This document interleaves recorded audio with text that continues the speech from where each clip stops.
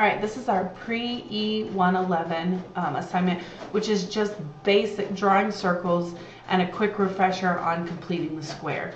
Okay, the two things you need to know about circles to draw just a basic circle is the radius and the center.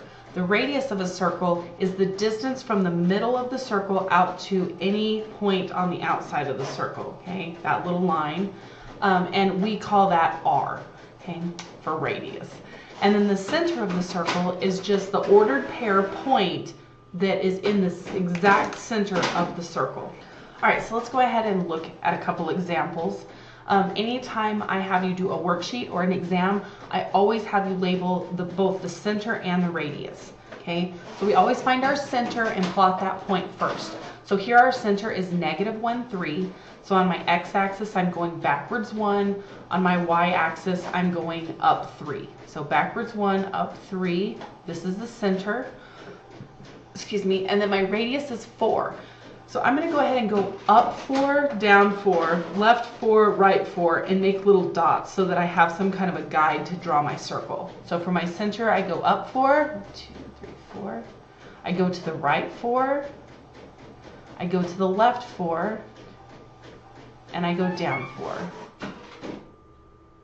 Okay, once I have all 4 points, now I can draw my circle. Make sure it doesn't look like a rounded square or a diamond. Do your best to make it look circle-esque, so to speak. Okay, so I'm going to go ahead and draw. It's really hard to draw circles with my computer. Maybe that's not too bad. Okay, so I want to go ahead and label my center, which is -1, 3, and then I'm also going to label my radius, which is 4. So I'm just going to say R equals 4. Okay, same thing on the next one. Here my center is the origin, it's 0, 0, so I'm going to go ahead and plot that. I'm going to write down here 0, 0, and then I go out however many units my radius is. So here my radius is 8, so I'm counting up 8. And then I'm going to go right 8. Then I'm going to go down 8. And then I'm going to go left 8. Okay. So now that I have all 4 dots, I'm going to go ahead and draw my circle. Again, try your best to make it look like a circle and not a square or a diamond.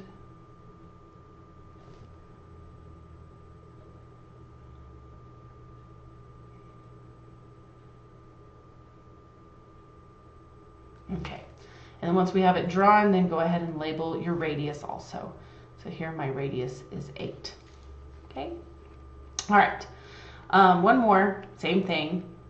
Plot your center, go out, up, down, right, left, your radius units, and then draw your circle. So here my center is 4, 2. So I'm going to go to the right 4, 1, 2, 3, 4, and down 2. And then I'm going to go out a distance of 3 because that's my radius. So up 3, right 3, down 3, left 3. And then we just connect our dots by drawing a circle. Okay. So my center, again, I'm going to label is 4, -2, and my radius is 3. Make sure you label your circle, center, and your radius. Okay. The other thing I want to go ahead and refresh on is completing the square. So when we get into our circle lesson, we like our circles to be written in a certain form, which we call standard form of a circle, which makes things easy to graph. But in order to get it into standard form of a circle, we have to use completing the square. So I just want to do one quick refresher on completing the square. When we're completing the square, remember, we always move our constant term to the other side of the equal sign. Then we make sure our leading coefficient is 1 by dividing off any coefficient that we may have off of every single term. Then we complete the square by taking half of the x term coefficient, squaring it, adding it to both sides, and then we just simplify and solve by extracting square roots, or the square root property. So let's look at one. First thing I do is move my constant to the other side. So I'm going to go ahead and subtract 7 from both sides. When I do that, I'll get x squared plus 6x equals negative 7.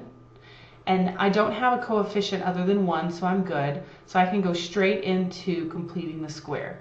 So I'm going to go ahead and take half my x term coefficient, which is 3. And remember, that's the number we're going to use for our shortcut. Once we find half of our x term coefficient, we're going to square it and add it to both sides. If you use the shortcut, don't forget to add it to both sides on your right hand side so that you'll still get the correct answer. So now we have x squared plus 6x plus my 3 squared that I get from completing the square is equal to the negative 7 I already had over there plus my 3 squared from completing the square. Okay. Now you can use the shortcut on the left hand side. I'm going to go ahead and work it out just for good form. So I have x squared plus 6x plus 9, which notice if I were to factor this would be x plus 3 times x plus 3, which we're going to write as x plus 3 quantity squared. Now, if you would use the shortcut, you notice I have a 3 highlighted up here. Notice what I have inside my factored quantity is a positive 3. So whenever you find half that middle term coefficient, remember, that's always going to be the value that's inside your squared quantity. Okay? And then I need to go ahead and simplify the right-hand side. So I have negative 7 plus 9, which means I end up with x plus 3 quantity squared equals 2. And then I solve by extracting square roots.